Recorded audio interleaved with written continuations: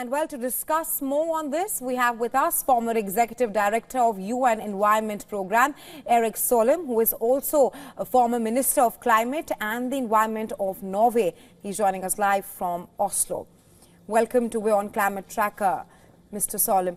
Now, a stark warning has perhaps emerged from the recent UN report indicating that the current climate policies are leading the world towards a troubling future, with global temperatures expected to rise more than 3 degrees Celsius. Your assessment of that report, which of course sends a warning to all the countries. Yes, as you say, this is a very stark warning. If we don't take action, we will have very negative impacts on the planet. You see them already. I mean, in the introduction here, we saw heavy rains and cyclones in India. Everyone who remember what the temperatures in Delhi, like April, May last year, 52 degrees. It was, of course, horrible. There are wildfires in the Americas, in Brazil, California, and Canada.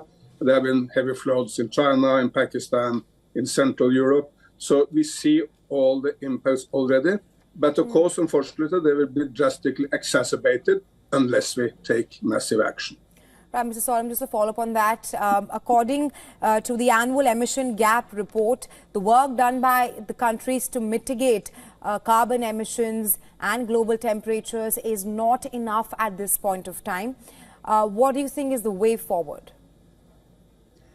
It's not enough, but unfortunately the UN tend to over-focus on the West and under-focus on the developing world, so don't really get the change which is underway.